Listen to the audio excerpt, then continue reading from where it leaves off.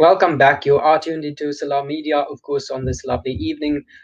This is the Iftar Drive. My name is Zahid Jadid, and we are together up until about 5:30 this afternoon as we head towards Iftar. And of course, it is the holy month of Ramadan, and so we are going to be um, getting closer to Iftar. And I hope you've been having a good fast thus far. So, what we're going to do now is we are joined by Dr. Yvonne Ridley. She's an author, she's a journalist. She's a columnist for Doha Globe, the Middle East Monitor as well. And she's going to be joining us now to give us an update on the latest in the Muslim world. Of course, much has been happening for quite some time. And here she is. Assalamu alaikum, Dr. Ridley, and welcome to the show. Walaikum salam, and thank you for inviting me. All right, it is indeed a pleasure to have you on the show this afternoon. And of course, before in the build up to the show, we've been chatting over WhatsApp and trying to get this together. So I do hope it goes really well. Of course, this Inshallah. is a segment which is specific. It's exclusive to Ramadan. We're going to be looking at some of the events that took place in the Muslim world, and of course, this is going to happen every Saturday at around the same time, 4:30 Central African time. All right, so Ramadan, of course, that's the big story for this week. Ramadan began for everyone across the world at some point this week. So, what has the atmosphere been like? Of course, you are in the UK, so perhaps you could tell us about the atmosphere in the UK, and then a little bit about the atmosphere in the Middle East. Of course, you do focus a lot there as well. Yes. Well, my first ever Ramadan was actually held in Qatar, and it was extremely memorable, and it was a wonderful period.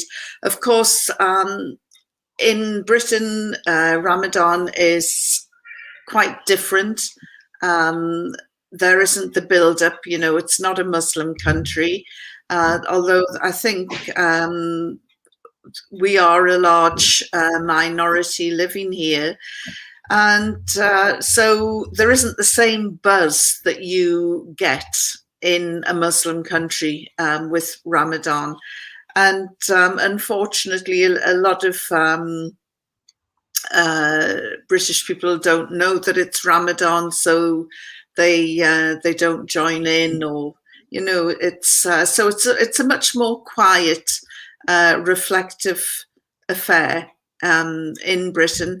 But as with Muslims around the world, it's that time of year where our minds turn to charities and charitable giving and good deeds. So it's also a very productive month, and we're really blessed to have this month in our lives. Mm. And And of course, as compared to the Gulf and the Middle East, there's quite a bit of festivities that normally take place in predominantly Muslim countries. You just highlighted the situation in the UK. So I guess this year with COVID-19 as well, several countries in the Middle East have also reintroduced lockdowns of some sort. So it's quite different compared to previous years, and of course, much like last year. All right, so let's see the latest developments in Kuwait, in the Middle East, obviously.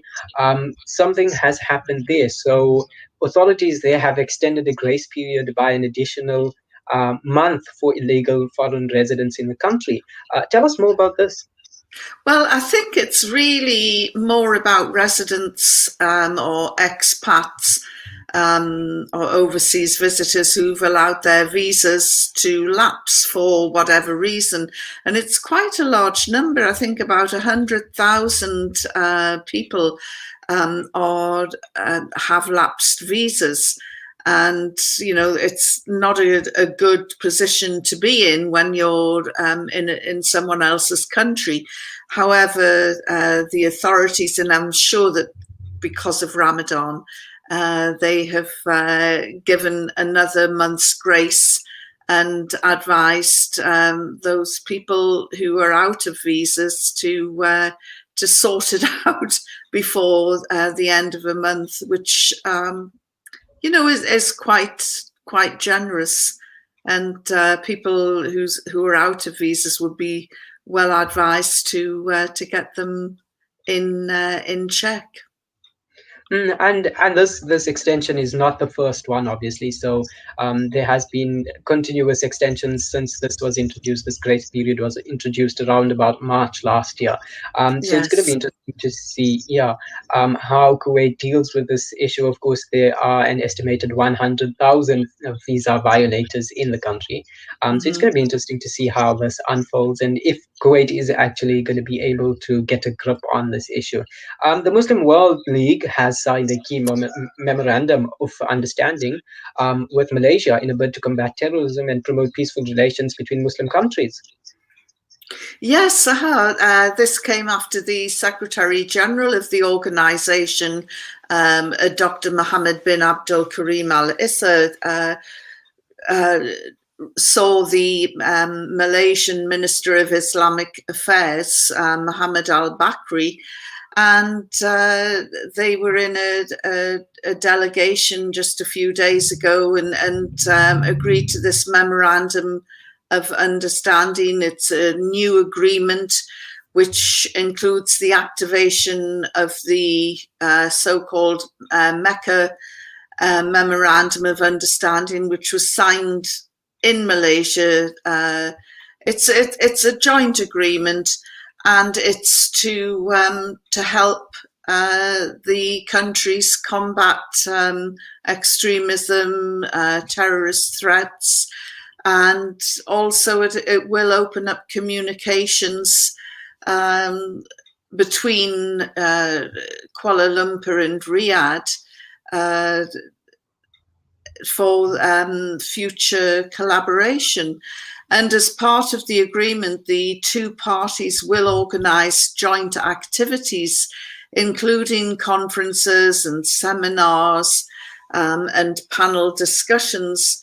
So it should be seen as a positive thing. And, you know, there's not that many positive things coming out of Riyadh at the moment. So I guess that it should be welcomed. Indeed, that is quite interesting stuff there coming out. Of course, the deal that has been signed and the memorandum that has been signed. Over to France in Europe now, not exactly in the Middle East, but of course, it does have something to do with Muslims. And of course, there's been quite a bit of discussion and debate over the last few months, possibly even few years, with regards to Islamophobia in France. And recently, there was a law that was also passed. Um, and that law prohibits the hijab in public if you are under 18, etc.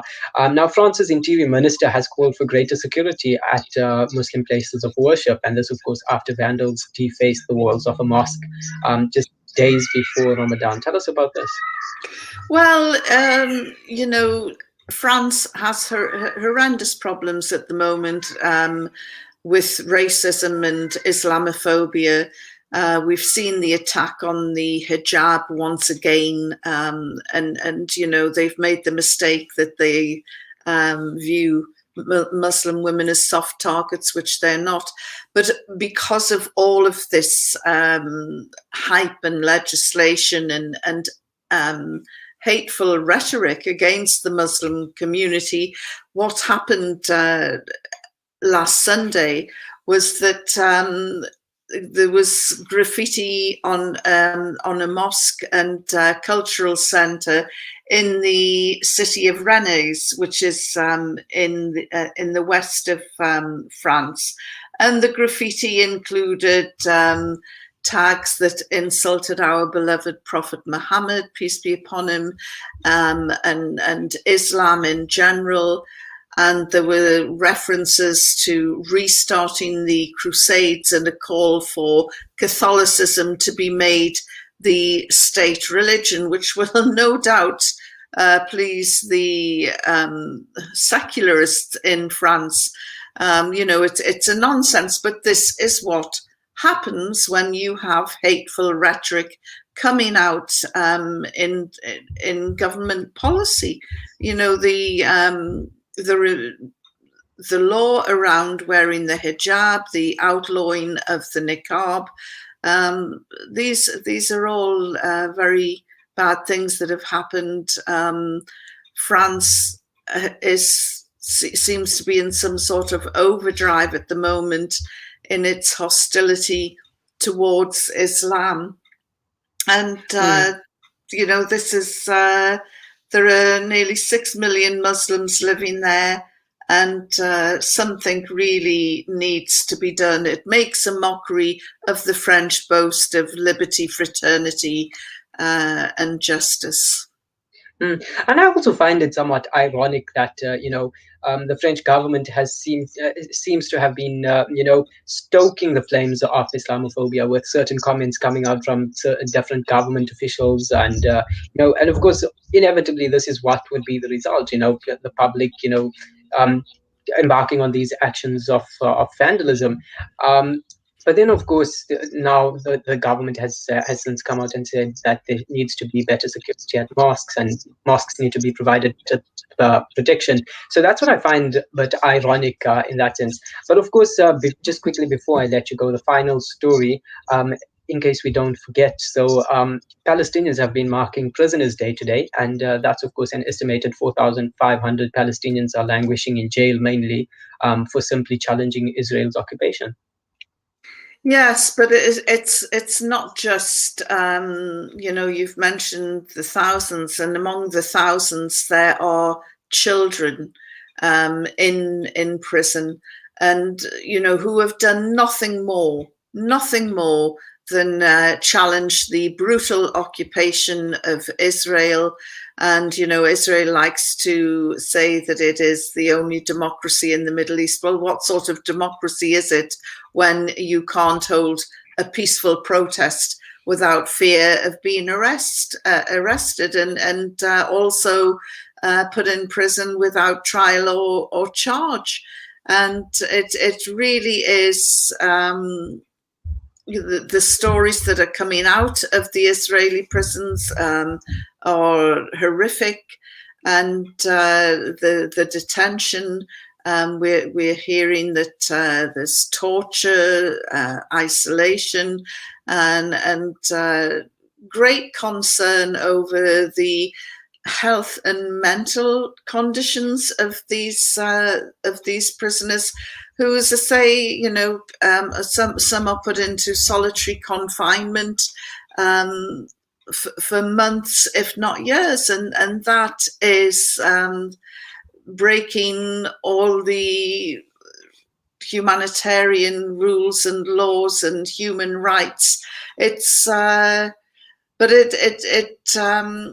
it's right that the Palestinians on April the 17th of each year commemorate Palestinian Prisoners' Day. And if Israel had any savvy at all, they would release all of the prisoners now. And so, there wouldn't need to be this annual event which casts a spotlight in the dark corners of the judicial system in Israel. 41 women, 140 children. That's children. Are in among the 4,500, and of course we're in a pandemic, and the transmission of diseases within these prisons is very high. There are prisoners that are suffering from cancer, and they're not getting the treatment that they should be getting. And some of these Palestinians, have spent more than 4 decades in captivity. 543 sentenced to life sentences. And really, it ought to, it's time Israel started. It calls itself a democracy. It wants to be part of accepted as part of the rest of us, and they can never be accepted as long as they abuse human rights. And Tel Aviv needs to get a grip on this, because, you know, there are many Israelis who are very uncomfortable about the plight of Palestinian prisoners. And so, you know, this is something that, as I say, Israel needs to get a grip on, and expect criticism over its treatment of prisoners as long as it keeps on abusing human rights. And of course, that is a sad story coming out from the Middle East, the Palestinian region as well. I think it's really sad. And unfortunately, it's sad to say that this is just Israel being Israel, just as they have been doing all this while, the various human rights abuses that have been coming out from there. But that's where we're going to have to leave it for this evening. I do hope you have a great day further. Thank you so much for joining us. Well, thank you for inviting me, and hopefully we'll do it again. We'll do it again next week, same time, same place. Thank you so much for joining us. That was Excellent. Dr. Yvonne Ridley speaking to us about the latest in the Muslim world. Of course, she is a journalist and a columnist at the Middle East Monitor. We'll leave that right there for now. You are tuned into Salam Media. Please do stay tuned. When we get back, we will continue with the show. Please do stay tuned.